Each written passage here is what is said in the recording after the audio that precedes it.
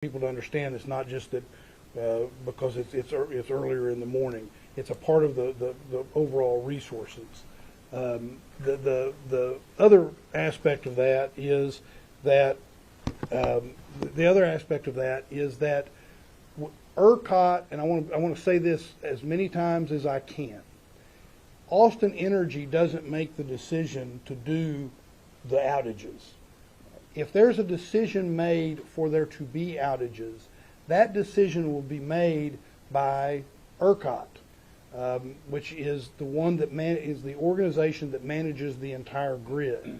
And Austin doesn't get a say in that. If ERCOT determines that we need to have outages because in order to make sure that we are providing energy throughout the grid and maintaining the overall Texas grid, those decisions will have to be made by ERCOT, and then we will be faced with how we're going to address it. And what Bob laid out is really important.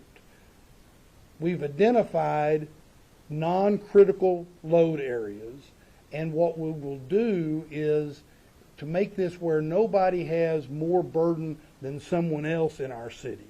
What we will try to do is we will try to roll those outages in such a way that you will not have any one area have more than 40 minutes. 40 minutes is kind of the maximum that we would have. So you would have these kind of rolling, prepared outages. But let's be clear. We right now do not anticipate that's going to happen. It is important to be asking these questions because we need to be prepared for it. But what Bob is telling you is we are very well prepared for this, and so far things are pointing that we're going to be in pretty good shape. But ERCOT may make decisions, and that's one of the reasons we really encourage people, please conserve, because that will be helpful and it may avoid something happening where we need to have those controlled outages that would roll through our city. But again, we do not anticipate that's going to happen. We'll keep people informed. We will continue to do the alerts. That's one of the reasons we ask people to sign up for the alerts, is so that they'll have all of that information. So thank you. Speaking of the outages and the alerts, we heard from a couple of viewers who reached out to us saying that they tried to report outages yesterday and they were getting error messages. They called and were transferred to 311. They say they weren't getting updates. Is this anything Austin Energy is aware of? Is this something that you're looking into? Any problems with the system? I have not heard that, but I will check into it. Okay? Apologize to the viewers if that's happening. It should not be happening. Jumping off of the question earlier about Right. the homeless shelters, not related to Austin Energy. Oh. But you can answer it if you want. Yeah. There's been a lot more people seeking shelter over the past 24 hours than normally do. Yeah. Is Austin prepared to Yeah. provide meals and housing for all Sure. of those people? Yeah. Are there resources there? Yes, and in fact what we've done is we've increased the number of shelters. So, we start with the base, if you will, of essentially 3 shelters. But I'll confirm with you that we're operating now 6 shelters, and those 6 shelters will continue to operate without closure until Wednesday. So on Wednesday we'll make some determinations about when we will close those. But the point that I'm trying to make is we have monitored that, and we anticipate, for example, where the judge and I went today, one of those shelters, there's still, at least as of this morning, there was some room. Well, actually in both of them, there was still room. And so that's all being monitored. That's one of the reasons that the registration becomes important, is so that we can monitor those. But what we've done is we've upped that number on so far a routine and calculated basis, so that we'll have more of those shelters available. And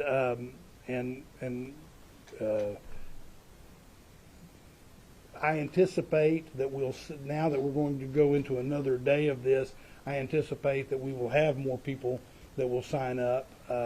While we were there, we even talked to people about what happens for those that haven't been there, that are now new coming in, or that leave and then want to come back. And that I will tell you, it's very well organized, but there's a recognition of the need for more, and that's why we're up to the numbers we are.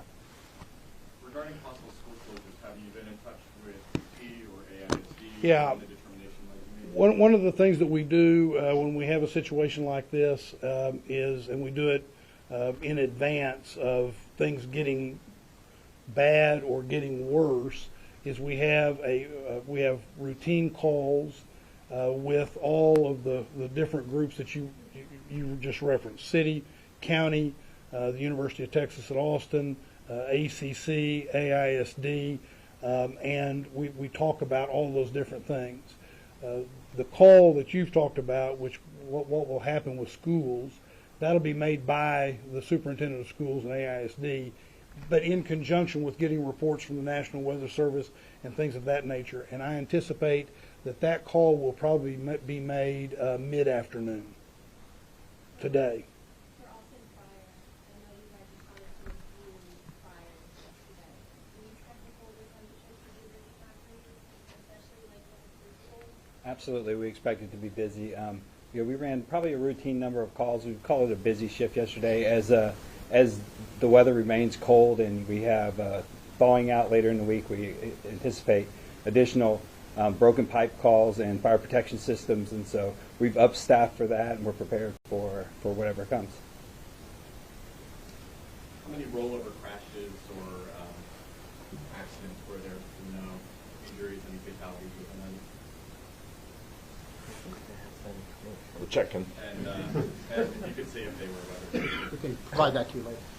There were 4 rollover accidents that I'm aware of since last night at midnight. Were they weather related, or do you know? I'm sure if they were weather Do you know related. if there were any fatalities or injuries? Not that I'm aware of. And the question goes for you too, is it an expected busy time when it gets colder like this year as well? We do expect to see an uptick in our volume, particularly as we address the needs of the unhoused community. While I'm up here, just to emphasize as well that hypothermia is very unique in that one of the symptoms of hypothermia is confusion, and so as you get colder, you may not realize that you're experiencing hypothermia, and that's why it is so critical for individuals, if you're outside, to be monitoring yourself and make sure that you're going inside and seeking shelter at an appropriate time. Great. So with that, we're going to wrap this up. I wanted something I said at the very beginning. We've been at this now long enough that I can confirm something I said might happen later in the day. But I just confirmed that we have 6 shelters that are open, and they're going to be open without closure through Wednesday, January 17th. What that means is on Wednesday we'll make decisions about when we demobilize or when we change that from being shelters. What I said earlier was that will make a difference with regard to things like after-school programming at those rec centers. So after-school programming is going to be relocated and all other programs canceled. And so we want to go ahead and start getting that information out. We will be encouraging folks that utilize those facilities for those to seek other, explore other options and other sites. That's been communicated here at the EOC, but we'll start getting that information out. But that is something that since I brought it up at the very beginning of this, I wanted to bring it up again. I want to say thank you again to the media that's getting out all this information. As you can see, even as I talk and the judge talks to our residents, we're saying please monitor what's going on those news stations, because it's key for us to be able to get this information out. So I want to say thank you to all of you all that are here. And then once again, I want to say to our residents, conserve energy. Things are going well, but conserve energy if you can. And if you can stay indoors, don't go outside.